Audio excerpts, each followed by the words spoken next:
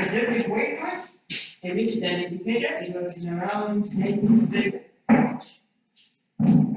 This one is according the approach to early childhood care and education, which has been shaped and developed by research and practice over 50 years. So you can see that it has been practiced over 50 years. And this is something good that can come out of it. You can be assured to say this is the kind of a model that I can use. So it has been researched and practiced for about over 50 years, and it identifies and builds on children's strength, interest, and abilities. These are the things that you're supposed to take note of. So, interest, abilities, and what? Strength.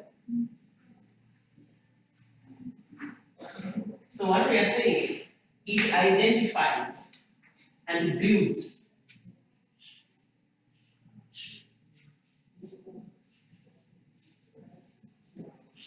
It identifies and builds the interest, abilities, and strength of children.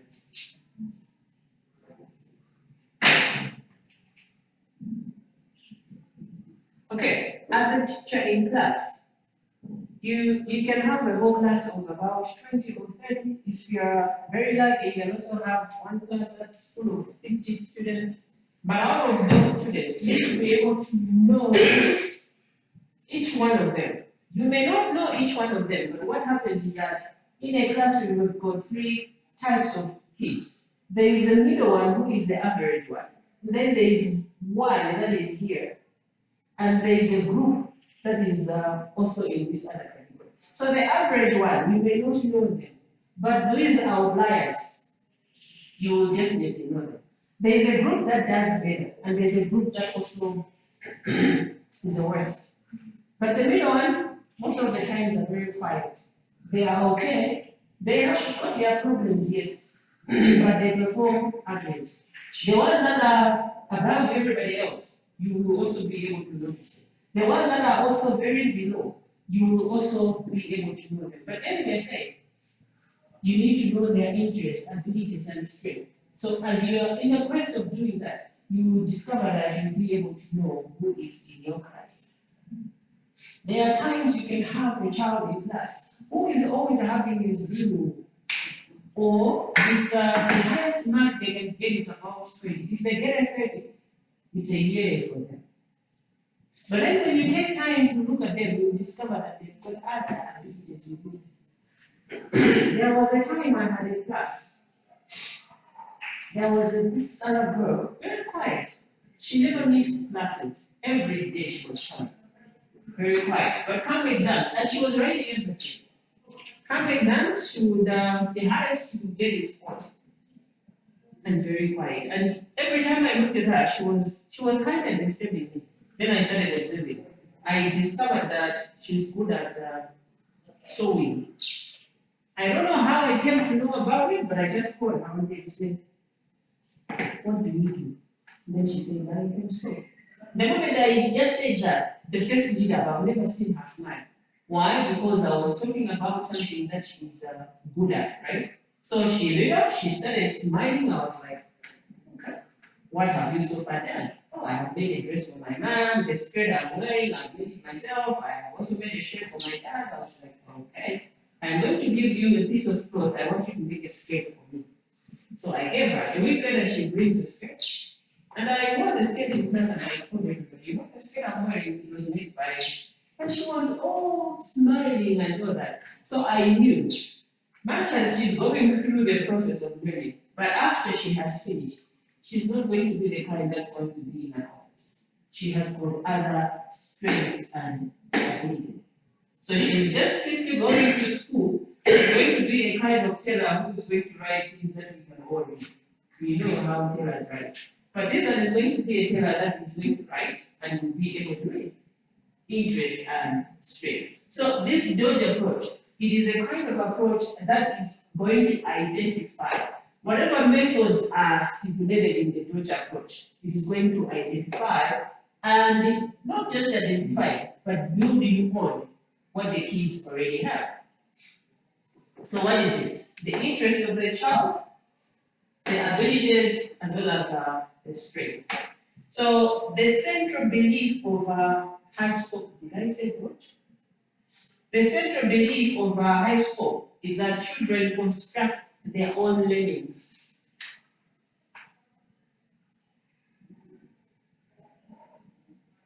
Central belief, children construct their own learning.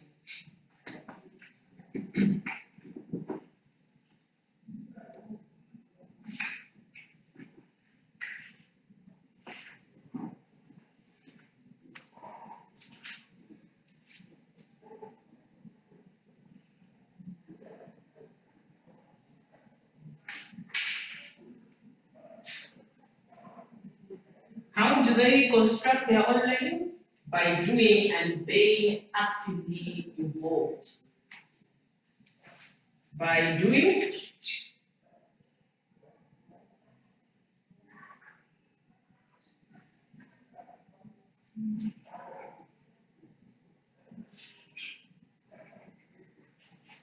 and being actively involved in working with materials, people, and ideas.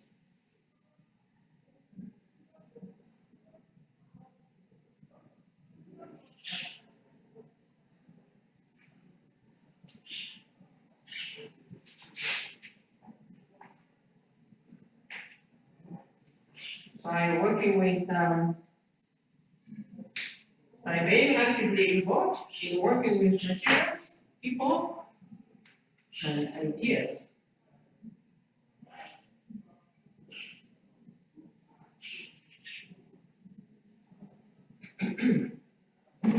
I normally do not ask you to explain about theories in an exam, but I may ask you to briefly explain these models, what are their central beliefs or their basic concepts, if I feel so. Okay, so we're saying this is the central belief. Children construct their own learning by doing and being actively involved by working with people, materials, as well as ideas. This high scope approach also provides an approach which is characterized by children's active participatory learning. So you can see from wherever we're coming from, it is bringing out the idea of participatory learning, whereby the teacher is going to be there teaching, the learner is also going to be learning but actively.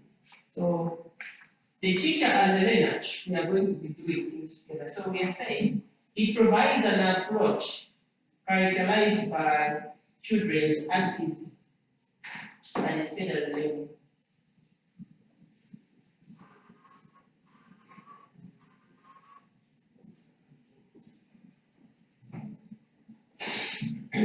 So it's not just the only characteristic.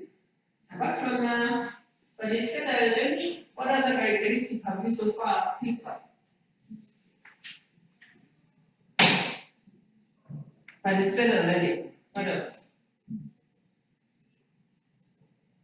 It is also characterized by developing children's conflict resolution skills.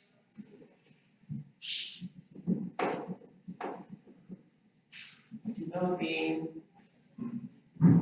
children's conflict resolution skills.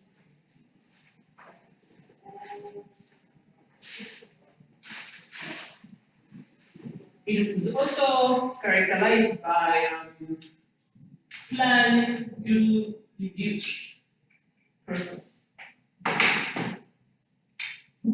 Plan, do, review process. What is this? Plan, do, review process.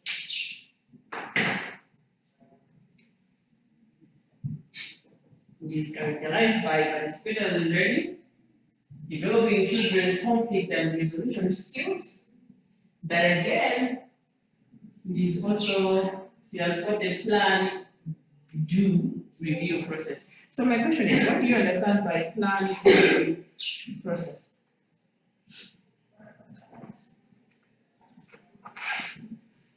plan, do, review. It's English, people. Plan, do, review. What does it mean? You plan something, you plan on doing something, and then you actually do it. And after you have done it, you review. You plan on venturing into the project. When you're planning, it doesn't mean you're doing it. You're on the table planning. This is how I am going to carry out my project.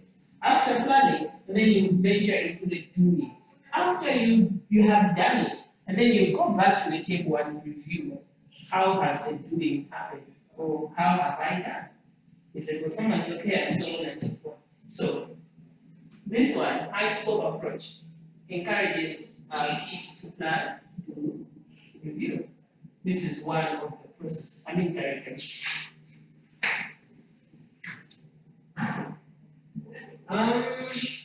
The curriculum also includes a set of resources to support teachers in creating learning environments.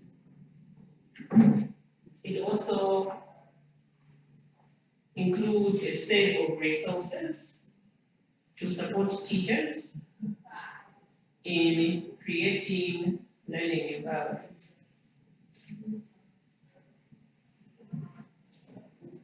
What is this methodology, right? Apart from the contents that is supposed to be taught to the kids,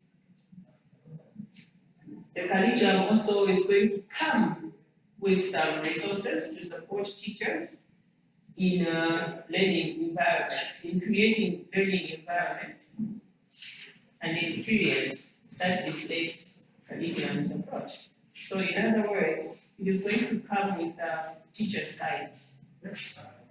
What is the use of the teacher's guide? It is simply there to help the teachers to create the learning environment which is going to reflect the curriculum's approach.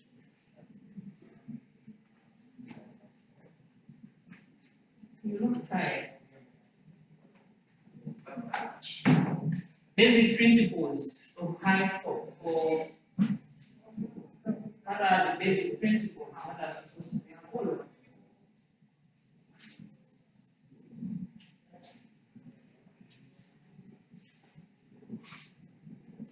Okay, in a high scope classroom, children are guided to explore.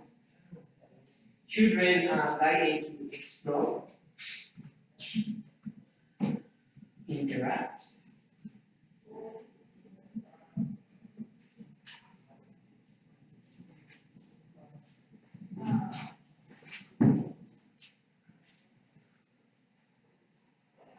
in a high scope classroom, children are guided to explore, interact, exercise their creative imagination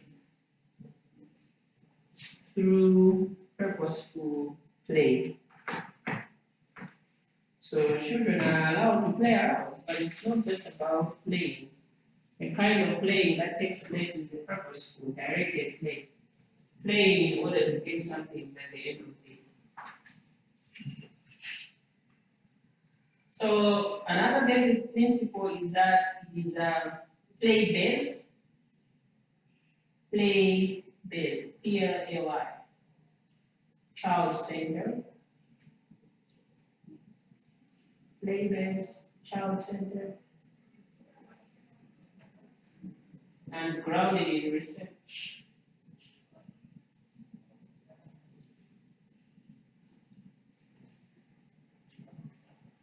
Grounded in research. It features active learning at its core. It features active learning at its core, C-O-R-E.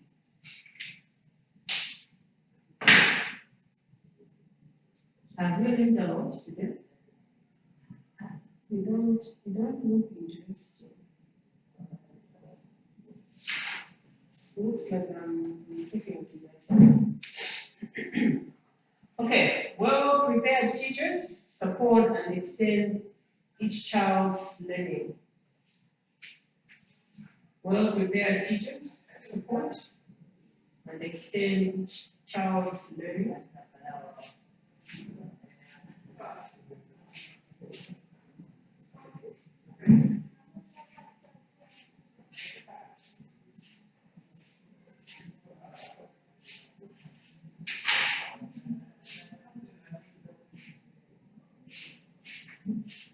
Based on their developmental levels, based on their developmental levels.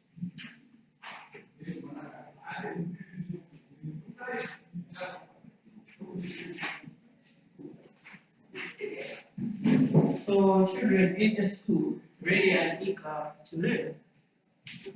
Children enter school ready and eager to learn.